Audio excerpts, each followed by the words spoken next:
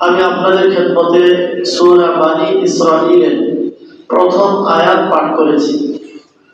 গত জুমায় আপনাদের খেদমতে রাসূল আকরাম সাল্লাল্লাহু আলাইহি ওয়াসাল্লামের ঐতিহাসিক মেরাজের সফরের প্রেক্ষাপট আলোচনা করেছিলেন। নবীজিকে আল্লাহ তাআলা যে মেরাজ করিয়েছেন, এই মেরাজটা কোন প্রেক্ষাপটে হয়েছিল সংক্ষেপে আপনাদের খেদমতে আবেদন করেছিলাম। কারণ নবীজির মেরাজ কবে সংঘটিত হয়েছে এই বিষয়ে ঐতিহাসিকগণের বিভিন্ন মত আছে।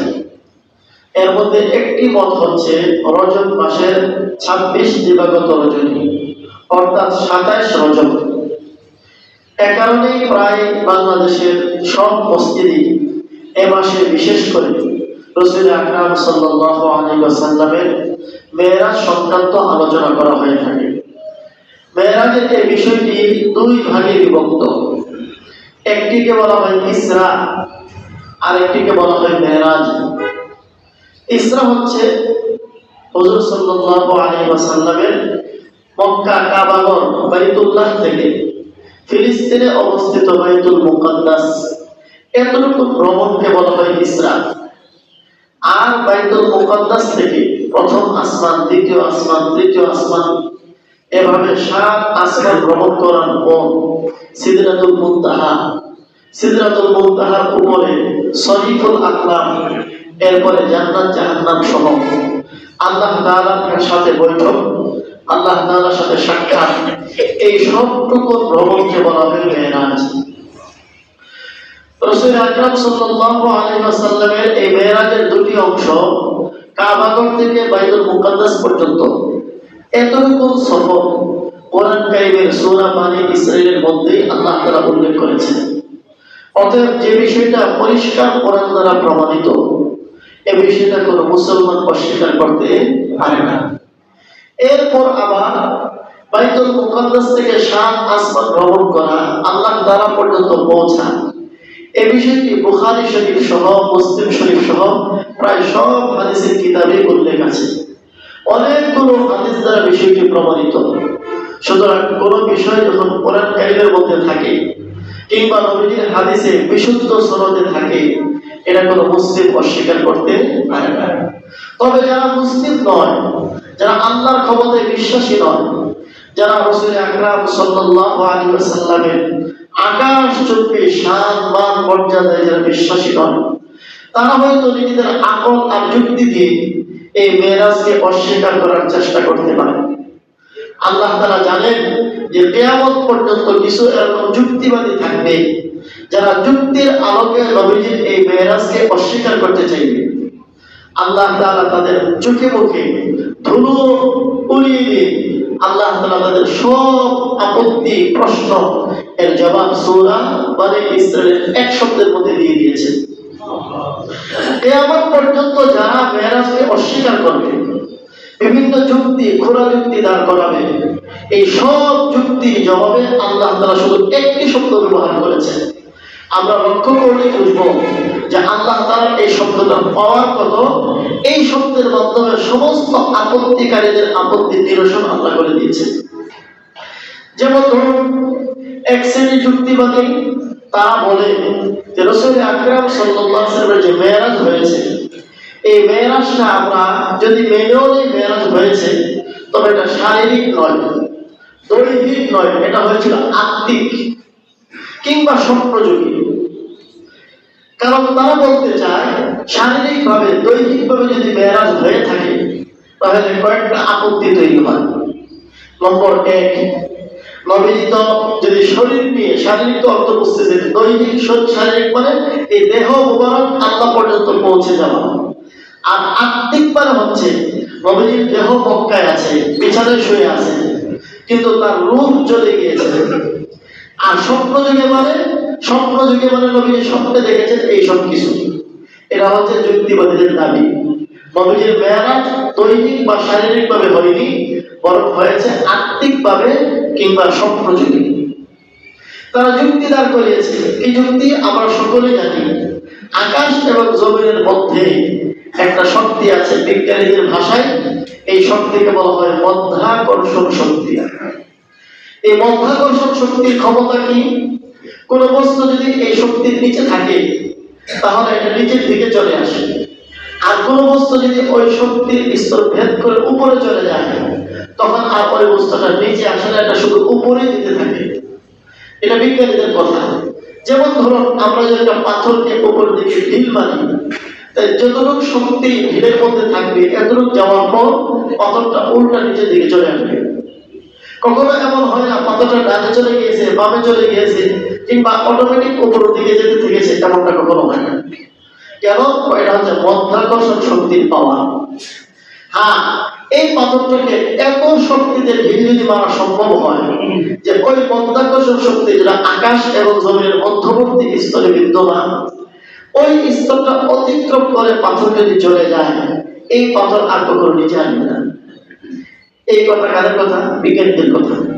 অতএব যারা যুক্তিবাদী তারা বিজ্ঞানের এই থিওরি দিয়ে নবীজির এই মেরাজকে অস্বীকার এভাবে করেছে, নবীজি যদি শারীরিকভাবে দৈহিকভাবে মেরাজ হয়ে থাকে তাহলে অবশ্যই মাধ্যাকর্ষণ শক্তি ভেদ করেই তিনি গিয়েছেন। সুতরাং মাধ্যাকর্ষণ শক্তি ভেদ করে কোনো বস্তু উপরে গেলে তো নিচে আসতে পারে না। নবীজি যদি উপরে গিয়ে থাকে নিচে আসলেন কিভাবে? এ হচ্ছে তাদের প্রশ্ন। যুক্তিটা বুঝতে পেরেছেন? এরা হচ্ছে বিজ্ঞানের কথা। 2 নম্বর যুক্তি তারা দাঁড় করিয়েছে, এই মাধ্যাকর্ষণ শক্তি অতিক্রম করার পর হাজার হাজার বরং লক্ষ লক্ষ মাইল ব্যাপী একটা জগৎ আছে। এই জগৎকে বলা হয় করুণায় জাফারি, বরফের জগৎ।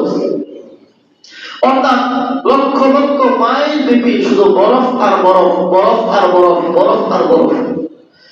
কোন বস্তু যদি ওই স্তর পর্যন্ত পৌঁছে যায়, ওই বস্তুটা স্বাভাবিক থাকে না, বস্তুটা বরফের কারণে জমাট বেঁধে ওই বস্তুর আকৃতি, রূপ এবং তার আত্মা বের হয়ে যায়। যেমন ধরুন ফ্রিজের ভিতরে একটা মাছ রেখে দিলে 2-4-5-10 ঘন্টা পরে এই মাছটা পাথরের মতো শক্ত হয়ে যায়। জীবিত মাছ রেখে দিলে কয়েক ঘন্টা পরে এটা মারা যাবে। ঠিক তেমনি ভাবে নবীজি তিনি যদি শারীরিকভাবে মেরাজ করে থাকেন তাহলে লক্ষ লক্ষ মাইল ব্যাপী যে বরফের জগৎ তিনি তার পাড়ি দিয়েছিলেন। অতএব সেখানে যাওয়ার পর তিনি বরফ হয়ে শক্ত হয়ে গেলেন না কেন? এই হলো যুক্তিবাদীদের কয় নম্বর যুক্তি? 2 নম্বর।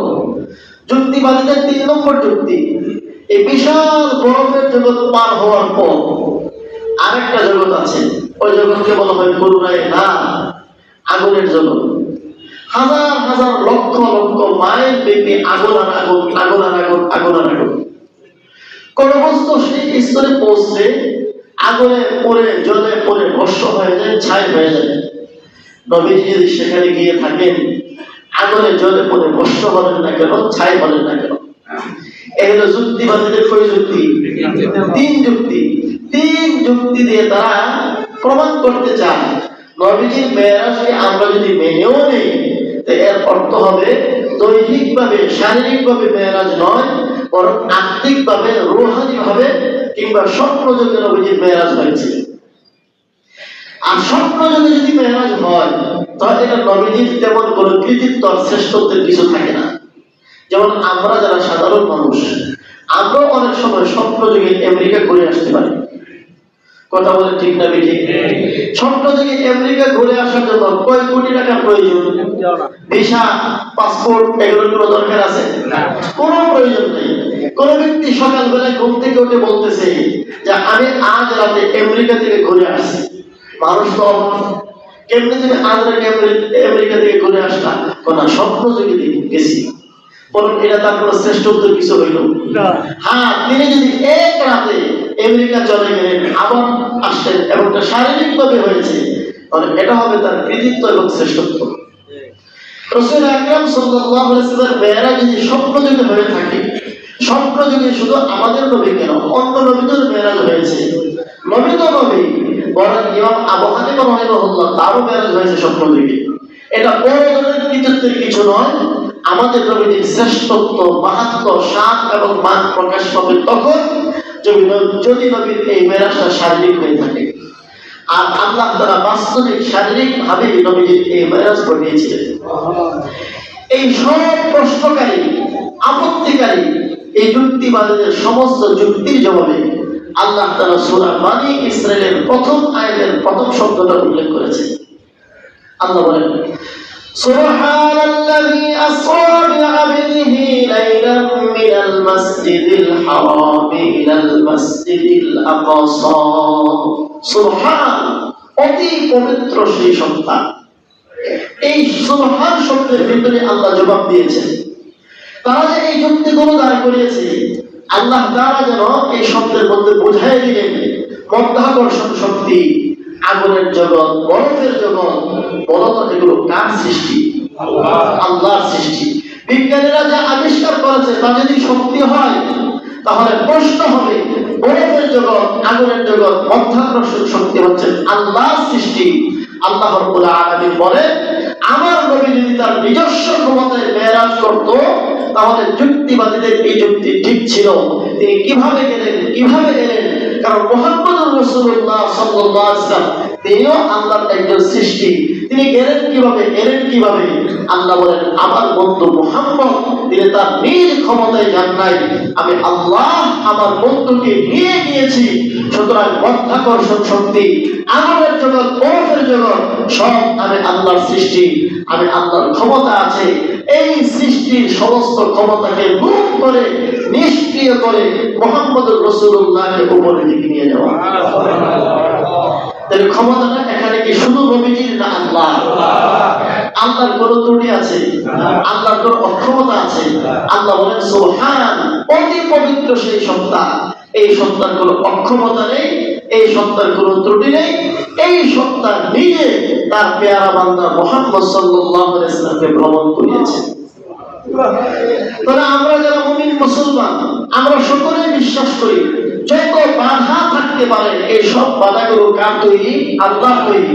সে আল্লাহ যখন ঘোষণা দিয়েছেন আমি আমার বন্ধুকে ভ্রমণ করিয়েছি, তাহলে নিঃসন্দেহে এই বাধাগুলোকে আল্লাহ তাআলা অকেজো করে দিয়েছেন, নিষ্ক্রিয় করে দিয়েছেন, কিংবা মুহাম্মদুর রাসূলুল্লাহ সাল্লাল্লাহু আলাইহি ওয়াসাল্লামের মধ্যে এই সব শক্তির চাইতে বেশি শক্তি তাকে দান করেছেন, যেন এই তিন শক্তি মুহাম্মদ সাল্লাল্লাহু আলাইহি ওয়াসাল্লামকে পরাজিত করতে না পারে। দুইটার একটা হবে, হয়তো ওই তিন শক্তিকে অকেজো করে দিয়েছেন, অথবা তিন শক্তির সাথে মুহাম্মদ সাল্লাল্লাহু আলাইহি ওয়াসাল্লামকে আরো বেশি শক্তিশালী বানিয়েছেন। অতএব আমরা যারা ঈমানদার, আমরা বিশ্বাস করি যে মহান আল্লাহ তার বন্ধুকে ভ্রমণ করিয়েছেন, এবং এই ভ্রমণটা ছিল শারীরিক, দৈহিক, এটা শুধু আত্মিক আর সম্প্রদায়িক ছিল না। আল্লাহ বলেন, সুবহানাল্লাযী আসরা বিআবদিহি লাইলাম মিনাল মাসজিদিল হারাম ইলাল মাসজিদিল আকসা। অতি পবিত্র সেই সত্তা যিনি তার বান্দাকে ভ্রমণ করিয়েছেন আসরা, রাতের বেলায়। এরপর আবার উল্লেখ করেছেন লাইলান, রাতের সামান্য একটু সময়। মিনাল মাসজিদিল হারাম ইলাল মাসজিদিল আকসা, মসজিদে হারাম থেকে মসজিদে আকসা পর্যন্ত। মসজিদে হারাম অবস্থিত, যেটাকে আমরা বলি কাবা ঘর। এই কাবা ঘর থেকে নবীর সফর শুরু হলো। প্রথম সফরের স্টপেজ ছিল বাইতুল মুকাদ্দাস, কোরআনে যাকে বলা হয়েছে মসজিদে আকসা।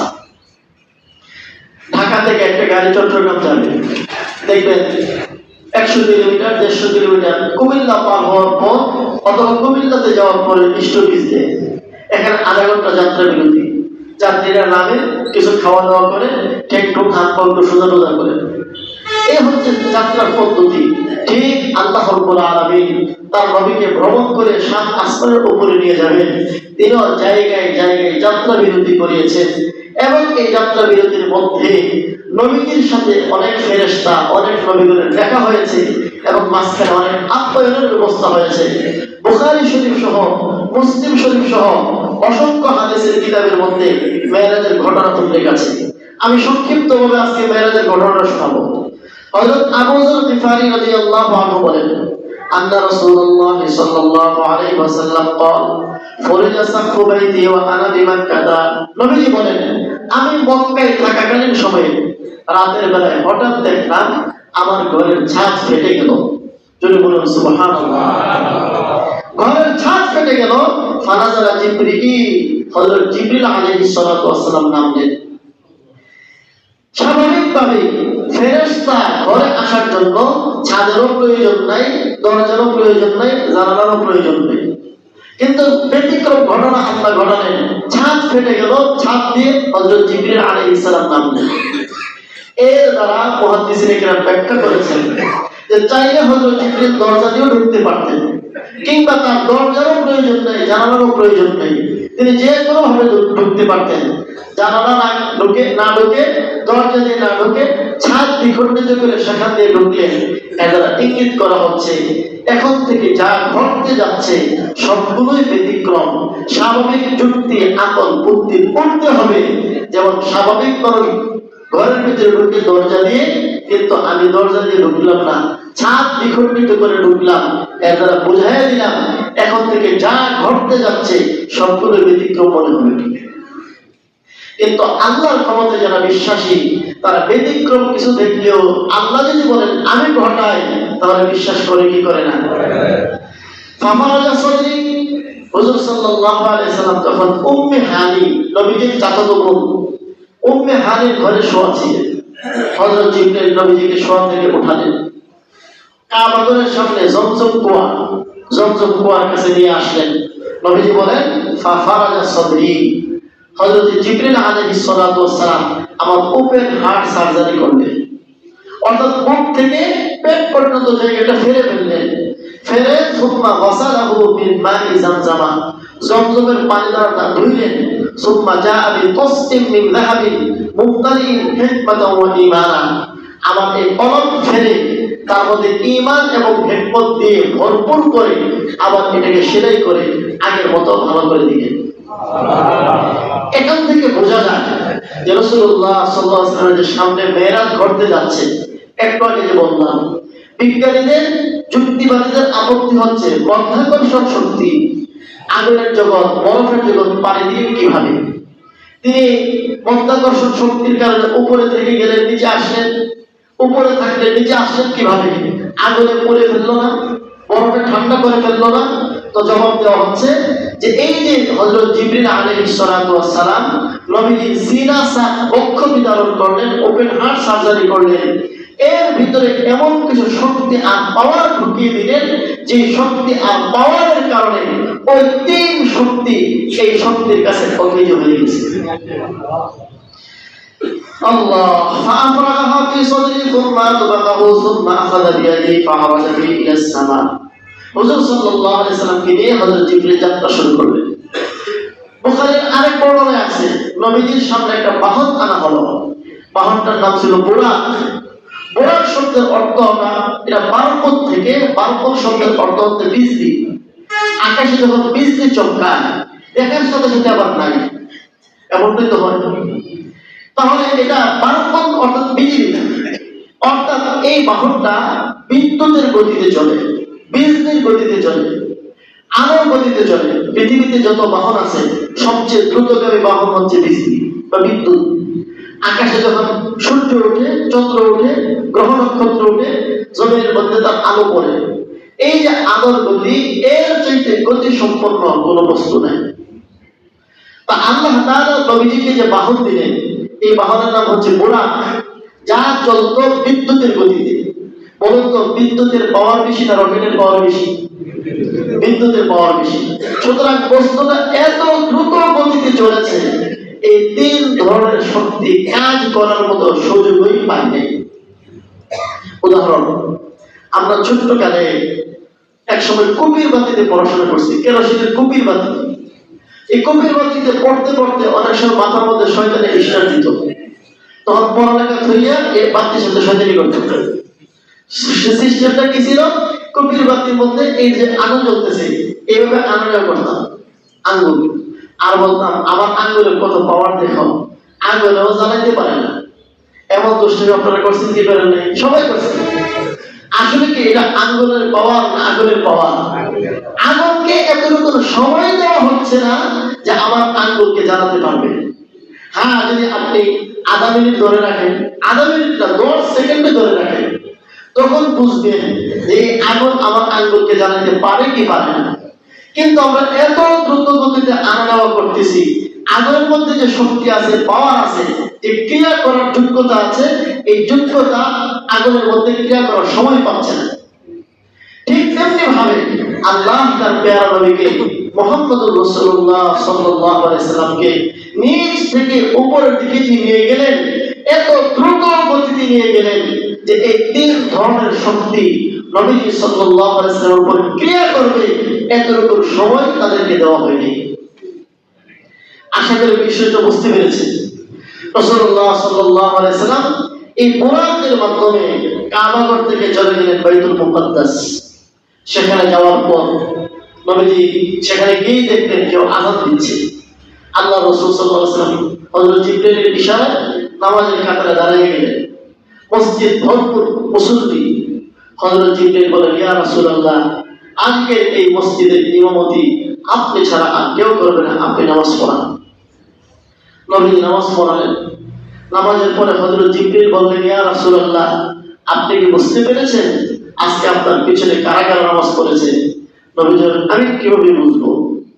হযরত জিবরিল বলেন, হুজুর, হযরত আদম থেকে নিয়ে হযরত ঈসা রূহুল্লাহ পর্যন্ত 1,40,000 কিংবা কম বেশ যত নবী যত রাসূল আল্লাহ দুনিয়াতে পাঠিয়েছিলেন, সকল নবী আর সকল রাসূলের একটা তামান্না ছিল আপনার দর্শন লাভ করা, আপনার দিদার নসিব হওয়া। সমস্ত ফেরেশতা আর সমস্ত নবী আর রাসূলকে আল্লাহ তাআলা আজকের এই জামাতের মধ্যে শরীক করিয়েছেন। আজকে থেকে আপনি শুধুমাত্র সাধারণ মানুষের ইমাম নন, সাধারণ মানুষের রাসূল নন, সমস্ত নবী রাসূল সমস্ত ফেরেশতাদের ইমাম হয়ে গেলেন। নামাজ শেষ হওয়ার পর মসজিদ ভর্তি মুসল্লি। এবার সিরাতুন নবী সম্মেলন। এক এক কবি দাঁড়ান, সব কথা বলার সময় নেই। এক এক কবি দাঁড়ান, বিশেষ করে বড় বড় নবীগণের আলোচনা সিরাতে মুস্তাফার মধ্যে এসেছে। এক এক কবি দাঁড়ান, দাঁড়িয়ে দাঁড়িয়ে নবীজির প্রশংসায় গুণগান গান। এভাবে এক এক কবি 2 মিনিট 3 মিনিট 5 মিনিট পর্যন্ত বক্তব্য দিলেন। বক্তব্য এক পর্যায়ে শেষ এবং আপ্যায়নের পালা। হুজুর সাল্লাল্লাহু আলাইহি ওয়াসাল্লামের সামনে 4 ধরনের খাবার রাখা হলো। 1 নম্বর পানি, 2 নম্বর মধু, 3 নম্বর দুধ, 4 নম্বর মদ। রাসূলুল্লাহ সাল্লাল্লাহু আলাইহি ওয়াসাল্লাম শুধু একটাকে গ্রহণ করলেন, সেটা হচ্ছে দুধ। হযরত জিবরিল বলেন, ইয়া রাসূলুল্লাহ, লাস্তাউতাল ফিতরাতা, আপনি স্বভাবজাত ধর্মকে গ্রহণ করেছেন, আপনি যে মধুকে গ্রহণ করেছেন, আপনি যে দুধকে গ্রহণ করেছেন, এই দুধ নবীজি গ্রহণ করলেন। কোন কোন বর্ণনায় দুধ এবং মদের কথা এসেছে। নবীজি মদকে গ্রহণ করেন নাই, দুধকে গ্রহণ করেছেন। আর হযরত জিবরিল বললেন, আপনি যদি আজকে মদকে গ্রহণ করতেন, আপনার পুরো উম্মত গোমরাহ হয়ে যেত। যাই হোক, এরপর থেকে শুরু হলো ঊর্ধ্বগমন। হযরত আবু যর গিফারীর বর্ণনা, নবীজি বলেন, সুম্মা আখাযা বিয়াদি, হযরত জিবরিল আমার হাতে ধরলেন। ফাআরাজা বি ইলাস সামা, এবার আসমানের দিকে নিয়ে যাত্রা শুরু করলেন। ফালাম্মা জিনা সামা আদ-দুনিয়া ক্বালা জিবরিল আলাইহিস সালাম লিখাযিনিস সামা আদ-দুনিয়া ইফতাহ। প্রথম আসমানে যাওয়ার পর দেখা গেল আসমানের দরজা বন্ধ। হযরত জিবরিল আলাইহিস সালাতু ওয়াস সালাম সে আসমানের মধ্যে টোকা দিলেন আর বললেন, ইফতাহ, দরজা খুলো। ভিতর থেকে কেউ বলল, ক্বালা মান হাযা, আপনি কে? ক্বালা হাযা জিবরিল, আমি জিবরিল। ক্বালা হাল মাআকা আহাদ, আপনার সাথে কি কেউ আছে? ক্বালা নাম, হ্যাঁ, আমার সাথে একজন আছে। মাই মুহাম্মাদুর সাল্লাল্লাহু আলাইহি ওয়াসাল্লাম, আমার সাথে যিনি আছেন তিনি হচ্ছে হযরত মুহাম্মদ সাল্লাল্লাহু আলাইহি ওয়াসাল্লাম। ক্বালা ফা উরসিলা ইলাইহি, ওই দারুরক্ষী দারোয়ান বলল, তাকে কি দাওয়াত করে আনা হয়েছে না দাওয়াত ছাড়াই তিনি চলে আসেন? ক্বালা নাম, হ্যাঁ, দাওয়াত করে আনা হয়েছে। এখানে একটা প্রশ্ন, খুব গভীরভাবে প্রশ্নটা বুঝুন এবং উত্তরটা বোঝার চেষ্টা করুন। আপনি আমাকে দাওয়াত করেছেন আপনার বাড়িতে। দাওয়াত করার পরে সময় দিয়েছেন যে হুজুর 10টার দিকে আইসি। আমি 10টার সময় আপনার বাড়িতে গিয়ে দেখলাম দরজা বন্ধ। দরজায় নক করলাম। নক করার পরে ভিতর থেকে জিজ্ঞেস করলাম, কে? বললাম, আমি। আপনি কে? অমুক। আপনার কি দাওয়াত করা হয়েছে? আমার ইজ্জতটা থাকলো না কেন? প্রশ্ন কি বুঝতে পারছেন?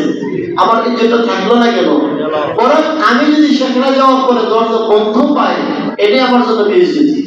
কারণ আপনি আমাকে আগ থেকে দাওয়াত করেছেন, আপনি যদি বুদ্ধিমান হন, আমার জন্য দরজা খুলে বসে থাকবেন, হুজুর আসবে, দরজা নক করবে, দরজা বন্ধ পাবে, এটা অসুন্দর দেখা যায়। বরং হুজুর কখন আসতেছে, দরজা খুলে রাখলাম, আমার বাচ্চারা দাঁড় করে রাখছি, আপনার কোনো অসুবিধা হবে না, এমনটা হওয়া হচ্ছে সম্মান। নবী আসমানে প্রথম আসমানে গেলেন, যাওয়ার পর সেখানে দরজা বন্ধ পেলেন, আবার হযরত জিবরিল নক করলেন, প্রশ্নোত্তর হলো, অনুমতি নেওয়া হলো, এমনটা হলো কেন? এটা কি নবীজির জন্য অসম্মান নয়? এই প্রশ্নের উত্তর আল্লাহ সূরা বনী ইসরাঈলের আমার তেলাওয়াতকৃত আয়াতের মধ্যে দিয়েছেন। সুবহানাল্লাযী আসরা বিআবদিহি লাইলাম মিনাল মাসজিদিল হারাম ইলাল মাসজিদিল আকসা আল্লাযী বারাকনা হাওলাহু লিনুরিয়াহু মিন আয়াতিনা ইন্নাহু হুয়াস সামিউল বাসীর। আল্লাহ বলেন, আমি আল্লাহ আমার প্যারা হাবিবকে যে মেরাজ করিয়েছি, মেরাজের একটা উদ্দেশ্য আছে, বিনা উদ্দেশ্যে নয়। গত জুমার আলোচনা মনে থাকলে এই কথাগুলো বুঝতে সুবিধা হবে। নবীজির মেরাজটা হয়েছিল অত্যন্ত দুঃখজনক প্রেক্ষাপটে। গত জুমায় যারা শুনেছেন মনে আছে তো? হুজুর সাল্লাল্লাহু আলাইহি ওয়াসাল্লামের চাচা মারা গেল, নবীজির স্ত্রী মারা গেল, তায়েফের ময়দানে রক্তাক্ত হলেন। এরপর নবীজি আল্লাহর কাছে হাত তুলে দোয়া করলেন, আল্লাহ, আমার প্রতি আশ্রয় দেওয়ার মতো কেউ নাই, আপনি প্রতি আমার প্রতি অসন্তুষ্ট হয়ে গেছেন। এই জাতীয় দোয়াগুলো যখন করলেন, আল্লাহ তাআলা তার প্রিয় হাবিবের চোখের পানি মুছে তার প্রিয় হাবিবকে সান্ত্বনা দেওয়ার জন্য দাওয়াত করে নিচ থেকে উপরের দিকে নিয়ে যাচ্ছেন। এটা ছিল প্রেক্ষাপট। তো আল্লাহ তাআলা এই আয়াতের মধ্যে বলেন, আমি আমার বন্ধুকে নিয়ে যাচ্ছি শুধু খাওয়ানোর জন্য না, লিনুরিয়াহু মিন আয়াতিনা, আমি আল্লাহ কত কুদরতি দৃশ্য তৈরি করে রেখেছি, এগুলোকে আমি আল্লাহ দেখানোর জন্য নবীকে নিয়ে গেলাম।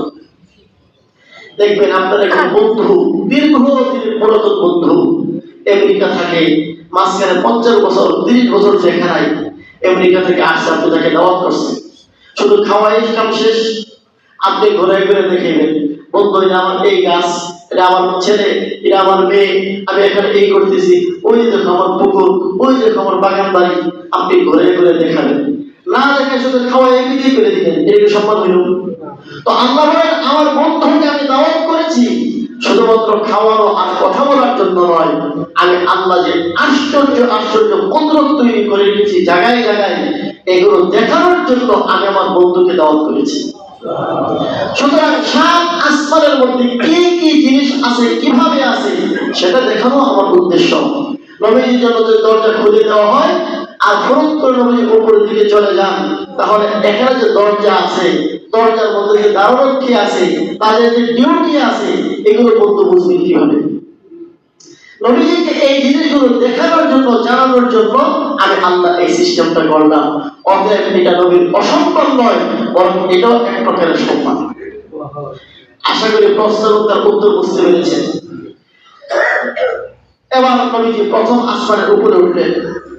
প্রথম আসমানে যাওয়ার পর ফাইদান রাজুলুন ফালাম্মা আলাউনা সামাআদ দুনিয়া, নবীজি বলেন, আমি যখন প্রথম আসমানে গেলাম, ফাইদান রাজুলুন, গিয়ে দেখি একজন ব্যক্তি, আন ইয়ামিনিহি আসবিরা ওয়া আন ইয়াসারিহি আসবিরা, এই ব্যক্তির ডানে কতগুলো মানব সন্তান, বামেও কতগুলো মানব সন্তান। ফাইদা নাযারা কিবালা ইয়ামিনিহি যাহিকা ওয়া ইযা নাযারা কিবালা শিমালিহি বাকা, তিনি ডান দিকে তাকাইলে হাসেন, বাম দিকে তাকাইলে কাঁদেন। একজন মানুষ, ডান পাশে কিছু মানব সন্তান, বাম পাশে কিছু মানব সন্তান, এবং তিনি ডান দিকে তাকাইলে হাসেন আর বাম দিকে তাকাইলে কাঁদেন।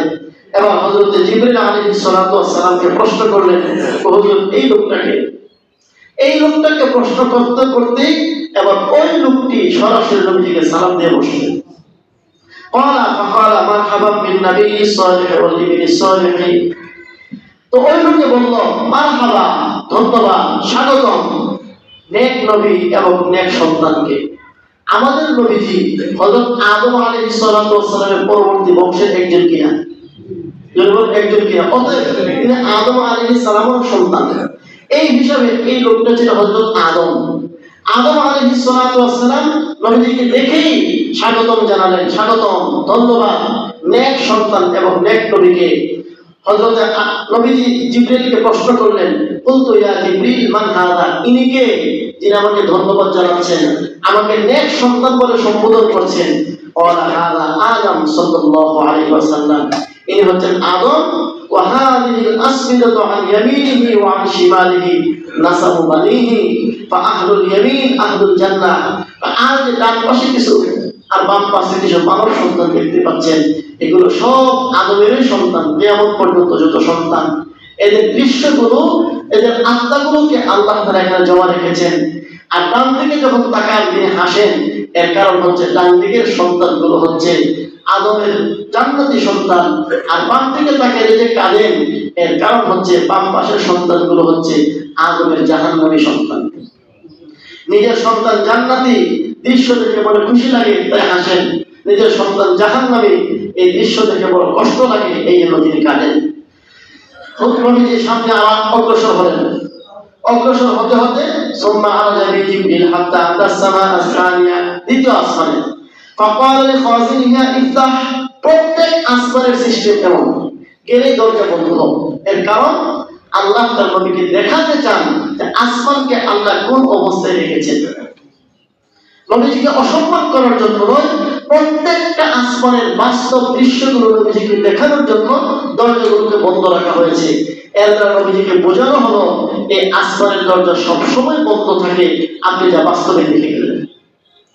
এইভাবে দ্বিতীয় আসমান, তৃতীয় আসমান, চতুর্থ আসমান, পঞ্চম আসমান, ষষ্ঠ সপ্তম আসমান পর্যন্ত তিনি চলে গেলেন। এইভাবে চলতে চলতে সর্বশেষ তিনি পৌঁছলেন সিদরাতুল মুনতাহায়।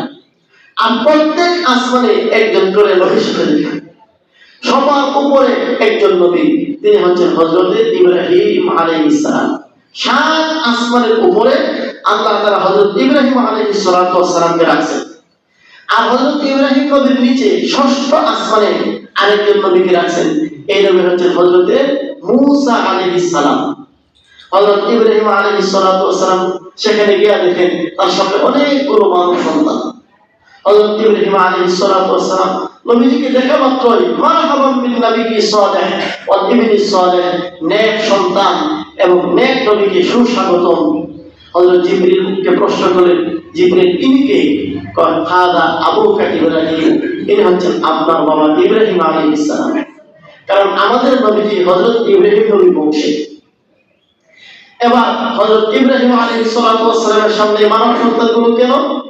এরা হচ্ছে মুসলমানের সেই নাবালেগ সন্তানগুলো, যারা নাবালেগ থাকা অবস্থায় দুনিয়া থেকে বিদায় হয়ে চলে এসেছে। হযরত ইব্রাহিম আলাইহিস সালাম তিনি দাদার মতো নানার মতো এদেরকে আদর স্নেহ করে বড় করে তুলতেছেন। হযরত ইব্রাহিম আলাইহিস সালামকে অতিক্রম করে সিদরাতুল মুনতাহায় পৌঁছলেন। সিদরাতুল মুনতাহা হচ্ছে কি বড়ই গাছ। নবীজি সেখানে গিয়ে দেখলেন বিভিন্ন রং বেরঙের পাখি দিয়ে এই গাছটাকে সাজানো আছে। আল্লাহ তাআলা কোরআন কারীমের মধ্যে বলেছেন এই রং বেরঙের পাখি দিয়ে সাজানো আছে। হযরত জিবরিল আলাইহিস সালামকে প্রশ্ন করলেন, ভাই জিবরিল, এই গাছের ডালে ডালে যে পাখি, এই পাখিগুলো কি? হযরত জিবরিল বলেন, ইয়া রাসূলুল্লাহ, এগুলো একটাও পাখি না, এগুলো হচ্ছে রহমতের ফেরেশতা। প্রতি পাতায় পাতায় আল্লাহ তাআলা এই পাখিগুলো রেখেছেন এবং এরা কিচির মিচির করে আপনার আগমনে সুসংবাদ জানানোর জন্য তারা স্বাগতম জানাচ্ছে। এবার আরো মজার বিষয়, হযরত জিবরিল আলাইহিস সালাম নবীজিকে বললেন, হুজুর, এখন পর্যন্ত তো আমি আসলাম, সামনে আর আমি যেতে পারবো না। কেন যেতে পারবেন না? হযরত জিবরিল উত্তর দিলেন, আগার সালামু ইয়াবতার করম ফরগে তাজাল্লি বসুদার করম। হে আল্লাহর প্যারা হাবিব, এখন থেকে আপনার গতি আরো বৃদ্ধি পাবে। যে কোনো বস্তু যত উপরের দিকে ওঠে ততই গতিশীল হয়। আপনারা যারা মসজিদে এখন বসা আছেন, আমি যদি বসা অবস্থায় থেকে আপনাদেরকে বলে আপনারা সামনের দিকে আসতে থাকেন, আপনারা যতটুকু গতিতে আসবেন এই গতি নিয়ে 1 মাইল যদি যেতে বলা হয় কয় ঘন্টা লাগবে? কথা বুঝছেন না বুঝেন নাকি? একদম বসা আছেন, এই বসা থাকা অবস্থায় আপনাদেরকে বলা হয় সামনের দিকে আসতে থাকেন। আর আস্তে আস্তে আপনি 1 মাইল পর্যন্ত যান, কতক্ষণ লাগবে? 2 ঘন্টা 3 ঘন্টা লাগতে পারে, বরং আরো বেশি লাগবে। বরং এক পর্যায়ে বলবেন হুজুর সম্ভব না। এখন বসা থেকে বললাম দাঁড়ান, একটু উপরে উঠছেন কিনা? এবার আপনি চলেন, এবার আপনি এক পায়ে যেতে পারবেন 15 থেকে 20 মিনিটে। এখন আপনাকে আরেকটু উপরে উঠে দিই, একটা সাইকেলে উঠে দিলাম, আরেকটু উপরে উঠছেন কিনা? গতি পারবো না কমবো? পারবো। আরেকটু উপরে উঠে দিই, একটা হেলিকপ্টারে উঠে দিলাম, গতি আরো বাড়ছে। আরেকটু উপরে উঠে বিমানে উঠছেন, গতি আরো বাড়ছে। আরেকটু উপরে উঠে রকেটে উঠছেন, গতি আরো বাড়ছে। তাহলে মানুষের স্বভাব যত উপরের দিকে উঠে তত গতি বৃদ্ধি পায়। হুজুর সাল্লাল্লাহু আলাইহি সাল্লামের জন্য এই যে মেরাজ হয়েছে, আমরা তো মনে করি নবীজির একটাই মাত্র বাহন, আর এই বাহন হচ্ছে বুরাক। না, একটি মাত্র বাহন না, বুরাক দ্বারা নবীজিকে মেরাজ করা হয়েছে। তিনি বাইতুল্লাহ থেকে বাইতুল মুকাদ্দাস পর্যন্ত বুরাকের মাধ্যমে ভ্রমণ করেন। আর বাইতুল মুকাদ্দাস থেকে আরেকটি বাহন নবীজিকে দেওয়া হয়, এই বাহনটাকে বলা হয় রফরফ। আর কেউ কেউ বলেছেন এটা এক প্রকারের মেরাজ, মানে হচ্ছে সিঁড়ি। একটা সিঁড়ি নবীজিকে দেওয়া হয়েছিল, সুন্নাহ সিঁড়ি। ওই সিঁড়ি দিয়ে নবীজি বাইতুল মুকাদ্দাস থেকে সিদরাতুল মুনতাহা পর্যন্ত গেলেন। সিদরাতুল মুনতাহা পর্যন্ত যে গেলেন, এবার জিবরিল আলাইহিস সালাতু ওয়াস সালাম নবীজির সফর সঙ্গী ছিলেন। এখন সিদরাতুল মুনতাহা থেকে আরো উপরে যেতে হবে, বাহন আগেরটা শেষ, এখন নতুন বাহন আসছে। এই বাহনের নাম হচ্ছে রফরফ। রফরফ হচ্ছে একটা বিছানা, সবুজ রঙের বিছানা। এই বিছানায় নবীজি বসবেন, আর এই রফরফ নামক বাহন উপরের দিকে নবীজি নিয়ে যাবেন। বুরাকের চাইতে ওই সিঁড়ি তার গতি বেশি, সিঁড়ির চাইতে এই রফরফের গতি আরো বেশি। সাথে হযরত জিবরিল আলাইহিস সালাতু ওয়াস সালাম যতই উপরের দিকে উঠতেছে, গতি কিন্তু বাড়তেছে। এবার হযরত জিবরিল আলাইহিস সালাম বললেন, হে আল্লাহর প্রিয় হাবিব, এখন সামনের দিকে আমার জন্য যাওয়া আর সম্ভব না। এর কারণ গতি এত বেশি বৃদ্ধি পাবে, আমি যদি সামনে আরো চলতে থাকি আমি চলতে পারবো না, আমার পর পাখাগুলো জলে ভস্ম হয়ে ছাই হয়ে যাবে। অতএব আমি আর সামনে যাচ্ছি না। কিসের কারণে পরিচয় হবে? গতি বৃদ্ধি হওয়ার কারণে। আল্লাহ, হযরত জিবরিল আলাইহিস সালাতু ওয়াস সালামের এই ঘটনা একটু মিলান। গত জমায় বলেছিলাম নবীজি হিজরত করেছিলেন মক্কা থেকে মদিনার দিকে। হিজরতের সফরটা ছিল বড় দুঃখের সফর, বড় কষ্টের আর পেরেশানির সফর। প্রতি মুহূর্তে মুহূর্তে নবীজিকে ধরে ফেলতে পারেন, আবু বকর সিদ্দিক ধরা খেতে পারেন, জীবন চলে যেতে পারে, এমন আশঙ্কা নিয়ে নবীজি মক্কা থেকে মদিনায় সফর করেছিলেন। নবীজির সফর সঙ্গে ছিল মাটির তৈরি মানুষ, সাইয়্যিদনা আবু বকর সিদ্দিক। আর মেরাজের সফর এটা আনন্দের সফর। এক বন্ধু আরেক বন্ধুকে দাওয়াত করেছেন, জান্নাত থেকে বাহন পাঠিয়েছেন, এই বাহন নিয়ে নবী যাত্রা করেছেন। আর এই আনন্দের সফরের সফর সঙ্গে হচ্ছে নূরের তৈরি সবচেয়ে শ্রেষ্ঠ ফেরেশতা হযরত জিবরিল আলাইহিস সালাতু ওয়াস সালাম। আনন্দের সফরে জিবরাইল, আর দুঃখের সফরে মাটির তৈরি মানুষ আবু বকর সিদ্দিক। দুইজনের পার্থক্য কতটুকু? হযরত জিবরিল আলাইহিস সালাতু ওয়াস সালাম এক স্তর পর্যন্ত গিয়ে তিনি অপারগতা প্রকাশ করে বললেন, আমার পক্ষে সামনে যাওয়া সম্ভব না, কারণ গতি এত বেশি বৃদ্ধি পাবে, আমার পর পাখা ঝরে যাবে, তাই আমার পর পাখা বাঁচাতে হবে, আমি সামনে যেতে পারছি না। পক্ষান্তরে মাটির তৈরি মানুষ সাইয়্যিদনা আবু বকর সিদ্দিক প্রতি মুহূর্তে মুহূর্তে শুধু পর পাখা নয়, জান পর্যন্ত চলে যেতে পারে, এরপরও এক মুহূর্তের জন্য সাইয়্যিদুল মুরসালিন মুহাম্মদুর রাসূলুল্লাহ সাল্লাল্লাহু আলাইহি ওয়াসাল্লামের সান্নিধ্য থেকে বঞ্চিত হতে পারেন। এবার চিন্তা করুন, সেই নূরের তৈরি ফেরেশতার দাম বেশি না মাটির তৈরি আবু বকর সিদ্দিকের দাম বেশি? মাটির তৈরি আবু বকর সিদ্দিকের দাম বেশি। হুজুর সাল্লাল্লাহু আলাইহি ওয়াসাল্লামের সঙ্গ ছেড়ে দিলেন জিবরাইল, এবার নবীজি একা ছুটছেন। কোন দিকে? আল্লাহ রাসূল বলেন, আমি শুনতে পেলাম শরীফুল আহলাম, কলমের শব্দ। কলম, কোরআন কারীমের মধ্যে কলমের আলোচনা আছে। নূন ওয়াল কলামি ওয়া মা ইয়াসতুরুন। আল্লাহ তাআলা একটা মাখলুক তৈরি করেছেন, এই মাখলুকের নাম হচ্ছে কলম। কলম কত আগে তৈরি করেছেন নিশ্চিতভাবে বলা বহুত কঠিন, তবে মেশকাত শরীফের হাদিস আছে, তখন আসমান জমিন আল্লাহ তৈরি করেন নাই। আসমান জমিন তৈরি করার আগে মুহাদ্দিসিনে কেরাম বলেছেন যে আল্লাহ তাআলা প্রথম মাখলুক তৈরি করেছেন বাতাস, আর দ্বিতীয় মাখলুক তৈরি করেছেন পানি, আর তৃতীয় মাখলুক তৈরি করেছেন আল্লাহ তাআলার আরশ, আর চতুর্থ মাখলুক তৈরি করেছেন কলম। তখন পর্যন্ত আসমান জমিন হয় নাই, আর আসমান জমিনের মধ্যবর্তী কোনো মাখলুক হওয়ার তো প্রশ্নই আসে নাই। তখন ফেরেশতাও হয় নাই, তখন জিনও হয় নাই, অন্য কোনো কিছুই হয় নাই। মাখলুকের নাম কি? কলম। আল্লাহ তাআলা কলমকে হুকুম দিলেন, ও কলম তুমি লেখো। কি লিখবো? কিয়ামত পর্যন্ত যা কিছু ঘটবে সব তুমি লেখো। আল্লাহ যত মাখলুক তৈরি করেছেন, যত তৈরি করবেন, কোন মাখলুক কেমন হবে, কি খাবে, কি করবে, কার হায়াত কতটুকু হবে, বিস্তারিত এই কলমে লিখলো। হুজুর সাল্লাল্লাহু আলাইহি ওয়াসাল্লাম সেখানে কি কলমের লেখার শব্দ শুনতে পেলেন। এরপর আরো গুরুত্বপূর্ণ হলো নবীজির সাথে সরাসরি আল্লাহ তাআলা সাক্ষাতে নবীজির কি কথাবার্তা হলো, নবীজি সেখান থেকে কি নিয়ে আসলেন। দুনিয়াতে আসার পর নবীজিকে মেরাজকে কেন্দ্র করে কাফেররা, মক্কার মুশরিকরা কি কি প্রতিক্রিয়া জানালো, আল্লাহ তাআলা নবীজির এই মেরাজকে কিভাবে প্রমাণ করলেন, এবং নবীর সাহাবায়ে কেরাম এই মেরাজকে কিভাবে গ্রহণ করলো, এবং আমাদের জন্য এই মেরাজ থেকে কি শিক্ষা, এই বিষয়গুলো ইনশাআল্লাহ আগামী জুমায় আলোচনা করব। শুধু এতটুকু মনে রাখতে হবে, মেরাজ সম্পর্কে আমাদের বিশ্বাস, এরা আল্লাহ তাআলার অলৌকিক ক্ষমতা তার নবীর জন্য ঘটিয়েছেন, এবং তার নবীকে সমস্ত মাখলুকের উপরে, সমস্ত নবীগণের উপরে শ্রেষ্ঠত্ব আর মর্যাদা দেওয়ার জন্য আল্লাহ তাআলা এই মেরাজের ঘটনা ঘটালেন। পাশাপাশি আমরা যে একসময় জান্নাতে যাব, জাহান্নাম থেকে বাঁচবো, এই জান্নাত যে আমাদের জন্য আল্লাহ তাআলা তৈরি করে রেখেছেন, এটা আল্লাহ তাআলা তার নবীকে দেখিয়েছেন। সুতরাং কেউ দুনিয়াতে কোনো যুক্তিবাদীরা প্রশ্ন করতে পারে, ওই তোরা যে নামাজ পড়স, তোরা যে পাক কাবাক বাচ্চা চলস, কষ্ট করে দুনিয়াতে হারাম খাস না, যদি আল্লাহ তোদেরকে জান্নাত না দেয়, কি যে একটা ধরা খাবি। এমন প্রশ্ন শয়তানরা করে কি করে না? এই যুক্তিবাদীদের যুক্তির জবাবে কি জবাব হবে, এই বিষয়গুলো ইনশাআল্লাহ আগামী জুমায় বলা হবে। আল্লাহ তাআলা আমাদেরকে বুঝার, আমল করার তৌফিক দান করুন। আমিন।